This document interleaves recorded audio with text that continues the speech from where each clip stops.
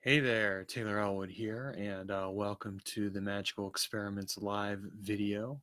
Tonight we're going to be talking about why you aren't doing meditation wrong, but why the way it's been taught to you may be wrong and what you can do to improve your meditation practice.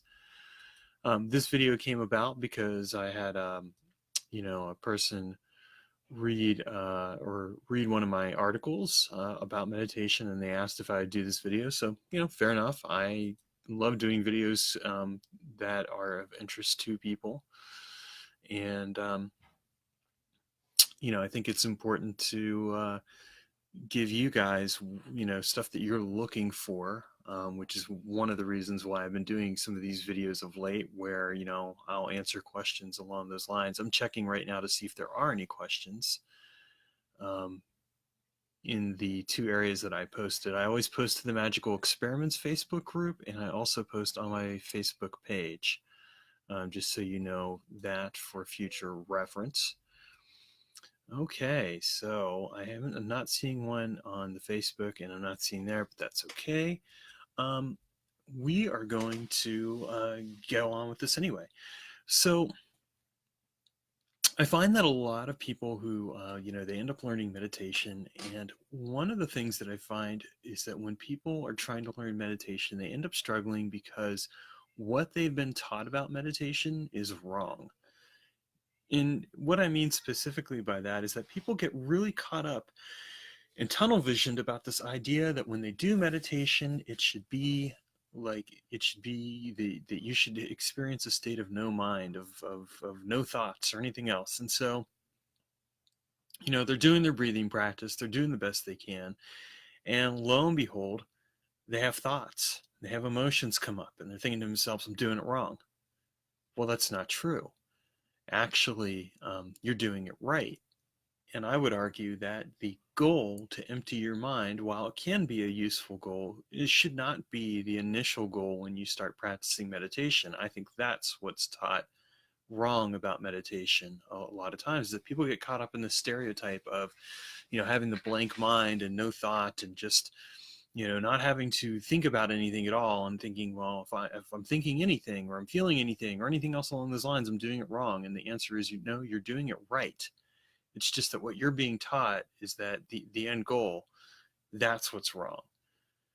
Again, I want to be very clear that emptying your mind, and reaching that state of stillness, there's nothing wrong with that. It is a worthwhile goal in meditation practice. It's one of the different goals you can have. But when you make that your initial goal, I think that it really stops people from effectively learning meditation, because they say to themselves, well, I haven't achieved this blank mind. I haven't achieved this sense of no emotions or thoughts, so I must be doing it wrong. And no, you're not.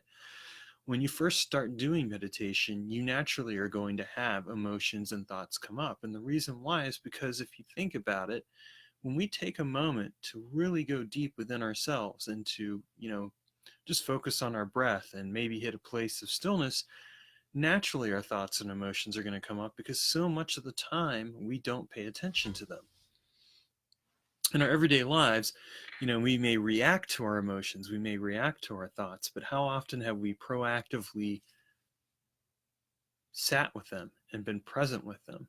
The truth is that for many people, this simply doesn't happen. They don't know how to be proactively with their thoughts and emotions. And I would argue that initially that's the first thing you need to learn about meditation before you get focused on anything else, because it's not until you learn to proactively be with your thoughts and emotions and work through them, and really come to a place of presence with them, that you can begin to still your mind, and begin to still your body and everything else, and begin to focus on other aspects of meditation, such as becoming more present and aware of your body and what it is that you're focused and paying attention to, or using meditation to work with your internal energy, or anything else along those lines. Again, a lot of times what happens is that people get caught up in trying to get to these advanced places with meditation. And I've done stillness practice where I've emptied my mind. It's an amazing practice to experience. But first, you have to learn to be present with your thoughts and emotions. So I would argue that you want to reorient your perspective a little bit and focus on, what does my awareness of my thoughts and emotions tell me about the situation I'm in right now? Or what I'm feeling, or what I'm working through, or what are some issues that are coming up that I need to address in my life? One of the things that I find useful in meditation practice as an initial start is learning how to use meditation to dissolve your internal tensions and blockages. A practice that I use is Taoist water breathing meditation. There's some excellent books out there on the topic by a guy by the name of B.K. Francis. One of the books that I like is called Relaxing into Being, Breathing Chi and Dissolving the Ego. It's a great place to start. And in the practice, what you learn to do is you learn how to, breathe properly. You're breathing from your belly, your diaphragm, as opposed to your lungs up here. You want to breathe from down here, basically. Just to show you that real quick. And when you're breathing from your diaphragm, you're really letting your lungs fully expand into your body. And at the same time, what you're doing is you're kinesthetically getting in touch with your body. Because really what's happening is that when you're breathing there, you're activating not just all your internal organs and everything else, but you're really activating your body awareness. And this is one of the first things that we need to do. So take a deep breath in, and when you're breathing in, breathe down to your diaphragm.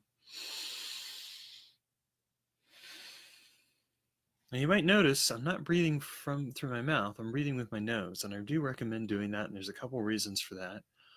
One is that when you breathe through your mouth, the air isn't filtered in the way that it would be through your nose. Your nose actually warms the breath up for your body and brings it to body temperature, which is a good thing. The other thing that I recommend doing is touching the tip of your tongue to the roof of your mouth. In Taoism, the reason you do this is because it completes the internal chi circuit. So basically, it causes your internal energy to circulate. And with the Taoist water breathing technique, what we're doing is we're actually, after we've gotten to the point where we're comfortable with our breath and we're following it and we're aware of it, what we're doing is we're actually taking the breath. And when we breathe in, we're letting it displace the energy, or our internal energy in the stomach, and bring it all the way up to the top of our head.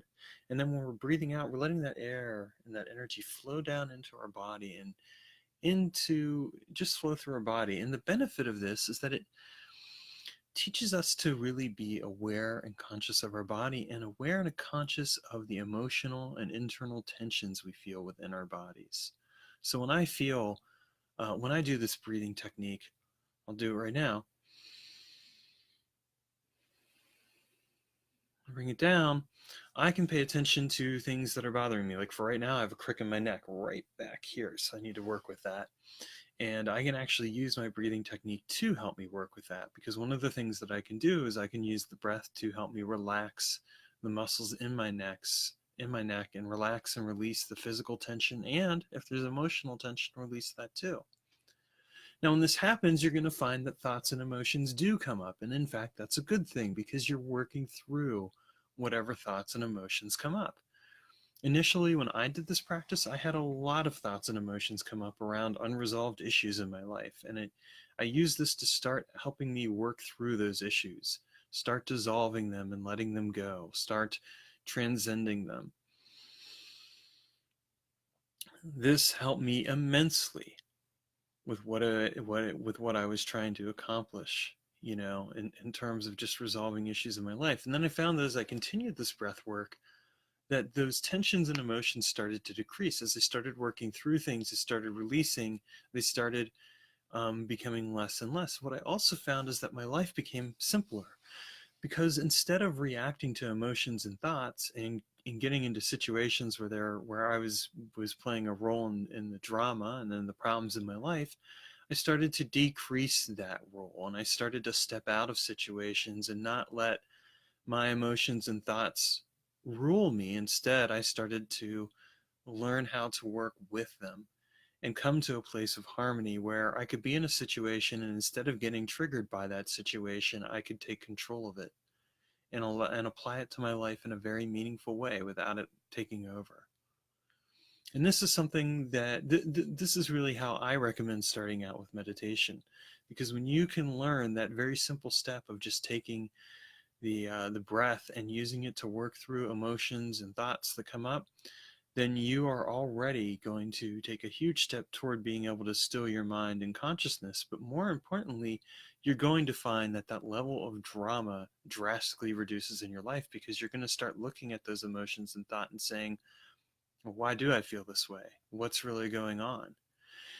And by stepping back from it, you're going to allow yourself to fully embrace and recognize what's going on and work through it in a proactive way that allows you to resolve those issues and live your life in a simpler manner. And I recommend that because I can tell you that when you live your life in a simpler manner, when there's not all that drama and tension in your life, then you experience a feeling of harmony that allows you to truly focus on what matters in your life. It allows you to truly focus on what is essential. And you start steering your life that way. This also helps to lead you to that place of stillness within your meditation work. So really, as we see here, the thing about meditation techniques is that the way they're taught, the end goal of stilling your mind and not feeling any emotion or thought, that's great. But again, if that's the initial goal, it's not going to work. The initial goal should be to work through the thoughts and emotions that come up. And I would argue too that when you're doing your meditation, you want to keep yourself open to multiple goals. Like for me, sometimes my meditation is about stilling my mind and just simply being present. Other times my meditation is about doing work with spirits or working with my body, or it's doing something else along those lines. There's multiple types of meditation and there's multiple things you can do with meditation. So don't get caught up and the stereotypical idea that meditation is all about stilling your mind. Yes, it can be, and it's a good thing to do, but there's so much more to meditation, and there's a lot out there to explore. I mentioned Relaxing into Being, Breathing Chi, and Dissolving the Ego by B.K. Francis.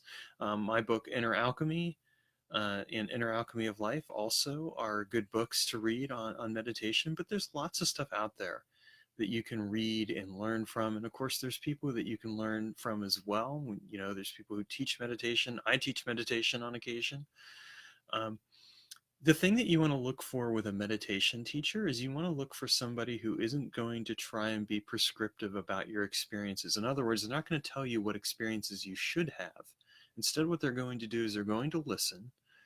They may offer some advice or ideas on things you could do to improve your meditation, but they're not going to judge you by what you're doing with your meditation. They're not going to tell you they're not going to tell you that this is the way you should be doing it. Instead, they may provide a descriptive approach where, they describe, what it is that you can do and what may happen, and at the same time let you have the experience. And the reason I say that is because ultimately the best person to determine like what your experiences are is you.